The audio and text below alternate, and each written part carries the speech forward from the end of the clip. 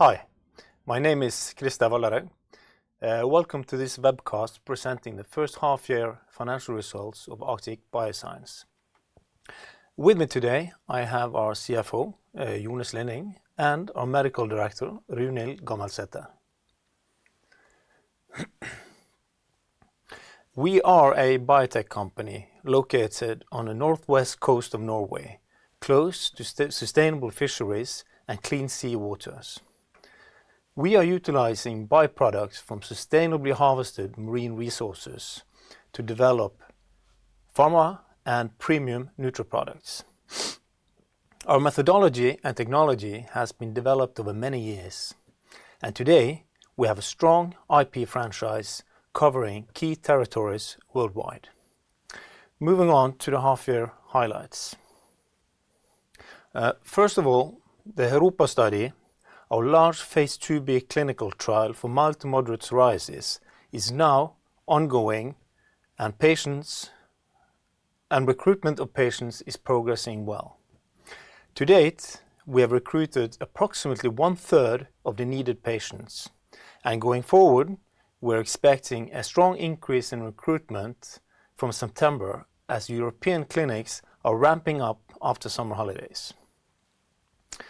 Arctic Bioscience has a solid liquidity position at half year with almost 114 million NOK in cash. We expect to be sufficiently funded through the phase 2b readout.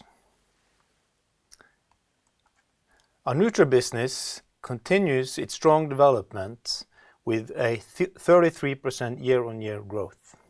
We see growing business across all geographies, but especially in the APAC region. Several strong brands in the US and Europe have launched products with Romega during the first half of 2023, and more are expected throughout the year.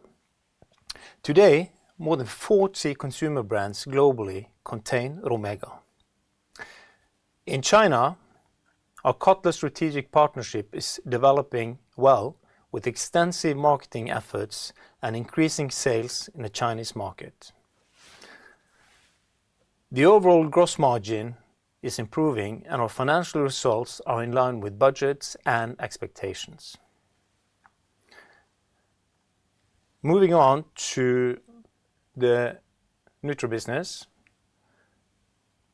Arctic Bioscience sells Romega directly to consumers in Norway.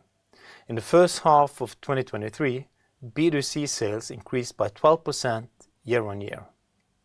The products are both available through the e-commerce subscription at romega.no and over the counter at various supplement shops in Norway. Further on the Nutra business, B2B is in general had a strong growth through the first half of 2023. We saw revenue growth on existing customers as well as gaining new B2B customers.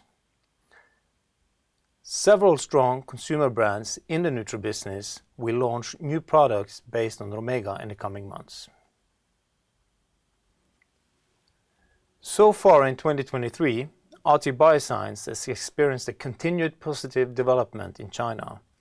However, some negative macro signs may influence short to medium term development, such as decrease in consumer spending and a strong decrease in birth rate. The interest and demand from other large Asian markets are positive and may become key drivers going forward, including an interesting potential Romega protein in Asia. Now, moving on to the status for the pharma business, I will hand it over to Runhild. Thank you, Christer. I will provide brief updates on our phase 2b clinical trial in mild to moderate psoriasis, our ongoing R&D project on mode of action of HRO 350, as well as an update on our pipeline. The HeRoPA clinical trial is largely on track and recruitment of patients has not been a challenge. As Christer mentioned, 1/3 of the total number of patients needed have now been recruited. And we have 50 clinics across 5 countries, and all of those 5 countries have recruited patients. We have had some delays in the startup phase, and those include that regulatory timelines in different geographies took more time than expected. But UK was improved in January and other European countries in March. We have also had some logistical issues in the startup period, partly also due to the complexity of supply chain to EU and non-EU countries. But these challenges are now resolved. Despite the vacation period in July and August, patients have been recruited throughout all 5 countries, also in the summer months, and we are expecting recruitment to be higher in September.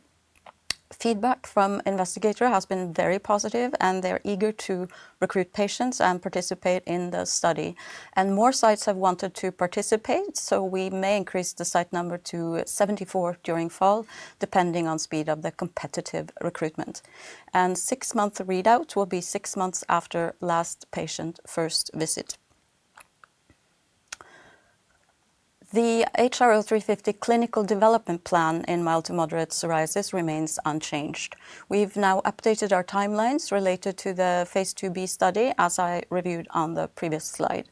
Long-term timelines may be affected by the longer than anticipated duration of conducting the phase 2b study. However, the time to marketing authorization depends greatly on the phase 3 clinical program, which we plan to conduct with a partner. And partnering processes are ongoing, and the protocol for phase 3 will be developed after the phase 2b 6-month data readout, and we'll have better estimates of long-term timelines in 2024. An exciting project in the past 2 years is the cellular studies on mode of action of HRO350 in psoriasis. And we've amassed a lot of data, and the project is due to be completed end of this year. The data will be reviewed for patenting opportunities and thereafter published. And these data will be important for future marketing authorization application as well as for commercial partnerships. In parallel with the drug development program for HRO350, we're working on development of a novel drug candidate for brain development in extremely premature infants. And the drug candidate ABS302 is intended to be an orphan designation drug, and this is for infants born before 28 gestational weeks, and they are bereaved of the last 3 months in utero of a normal pregnancy. Their brains are not fully developed at birth, and they have a high risk of disability and complications.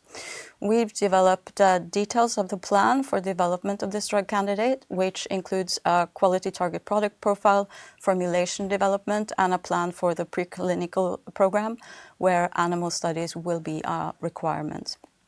And the clinical development will be conducted in collaboration with Smerud Medical Research. Arctic Bioscience retains our focus on research and development, and we are excited about our ambitious development program in mild to moderate psoriasis and our pipeline of novel drug candidates. So with this update, I will hand over to our CFO, Jonas Linning, for the financial review. Thank you, Runhild. We start with a brief look at the key financial figures. We have a continuous and strong growth in the Nutra revenue. The year-over-year revenue growth was 33% from 14.4 million kroner in first half of 2022 to 19.1 million kroner in first half of this year. We have seen a positive revenue growth in both quarters this half year, and the prospects for the last half of 2023 are positive. We deliver a gross margin first half of the year with 30%. This is up from 27.6% compared to the corresponding period last year. Based on experience, we know that the product mix is different between the different halves of the year, and we expect a larger part of finished goods the second part of 2023. The cash position remains strong by end of first half 2023. The cash burn the last 6 months have been net 30 million kroner, including the acquisition of Arctic Algae. Looking more into some of the details from the income statement, as commented, we had a positive development in top line revenue. The positive development was especially driven by strong growth in the European and Asian markets. Both the B2C and B2B market in total have shown positive growth in line with our sales budgets, with a 12.2% year-over-year growth in the B2C segment and a total of 35.4% year-over-year growth in the B2B segment. As already commented, the total gross margin the first 6 months is good. We have seen fluctuations between the months, affected by products mix of goods sold and development in exchange rates during the period. The acquisition of Arctic Algae was finalized late first quarter of 2023. This company is therefore fully incorporated in the consolidated group figures from the second quarter of 2023. The operating expenses has been in line with our total budget for this fiscal year. The increase in personnel expenses this year is mainly explained with a larger number of headcounts in 2023, and 1 quarter effects of the consolidated figures from Arctic Algae. Our adjusted EBITDA ended at negative 18.3 million kroner, in line with our expectations and budgets. We have a 90-10 distribution between B2B segment versus B2C segment. That distribution has been stable the last years. As mentioned earlier, we have seen a strong development in the European and Asian markets. This has been based on both recurring income from established customers and new customers gained in these markets. It is expected that the proportion of revenue from the APAC market will increase in the second half of 2023. In this market, we see increased interest for our products, also for our protein products. This product segment has a large potential for future growth. Our liquidity position at end of June 2023 is still strong, with a total liquidity of 113.8 million kroner. The last 12 months, the liquidity has been reduced with net 64 million kroner. The cash burn is of course affected by the progress in our pharmaceutical development programs.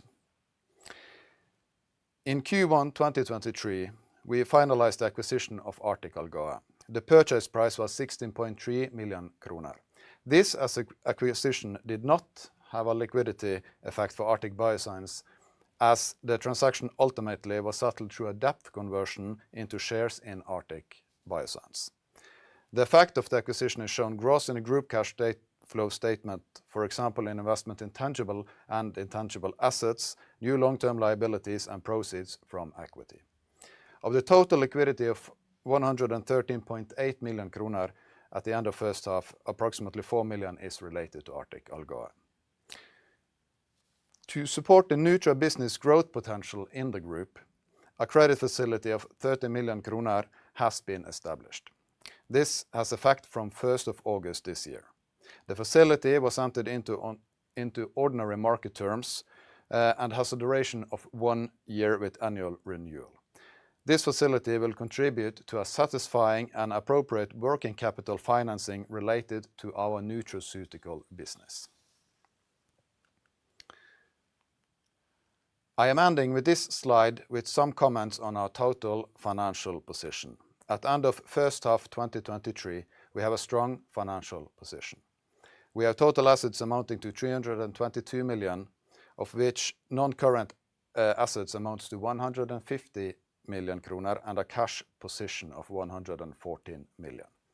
The long-term liabilities relates to a financial leasing agreements originated as part of the Arctic Algae transaction.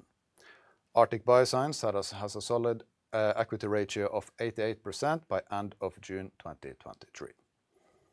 And with this, I will give the word back to Christer, who will comment some more on our business outlook. Over the next few months, the HeROPA study will be a key strategic focus. The recruitment of 519 patients is not considered to be a challenge. Last patient in is expected late autumn this year, with a 6-month readout following late first half 2024. As Jone mentioned, our liquidity position is strong and is expected to be good at year-end. For the Nutra business, we expect a continued strong development with a forecasted year-on-year growth for 2023 of 30 to 35%. That rounds up our presentation, and we will move on to a Q&A session shortly. Thank you.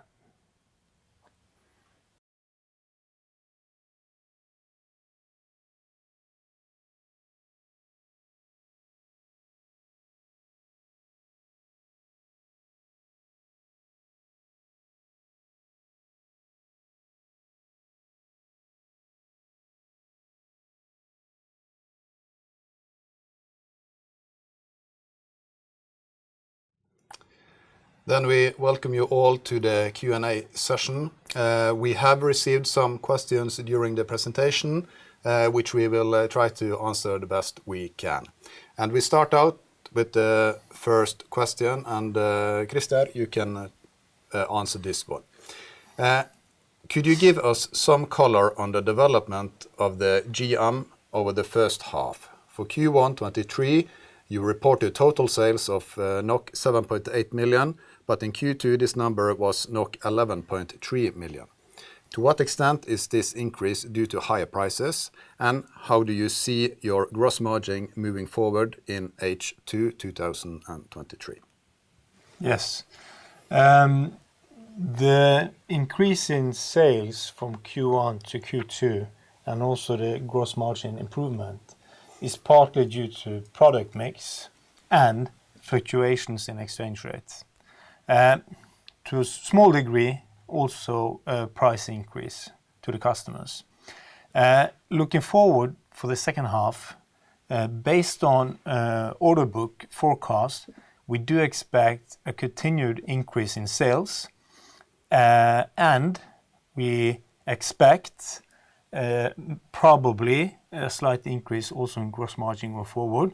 However, always question marks on the fluctuations on the exchange rates. Yes. The second question we have received, I believe this could be to you, Runhild. Regarding your trial recruitment, how confident are you to complete recruitment in autumn? You have to recruit 346 patients in 3 months. With the current number of activated sites, is this doable? Or do you expect you will need to activate further sites to be able to complete this before December? Looking at the numbers we've achieved now, I believe this is going well. And what we are seeing is that in particular the large sites in Germany and Poland, for example, are really delivering on the larger number of patients that they wanted to take. Also want to mention that we do have a competitive recruitment schedule, meaning that if some sites are working well, they could take more patients. And as also reported, we've prepared for adding more sites later this fall if that is required. Yeah. And the last question we have received is also for you, Runhild, I think. How is the development of a children formulation ongoing? So I assume you're meaning the children formulation for HRO 350 in the pediatric program.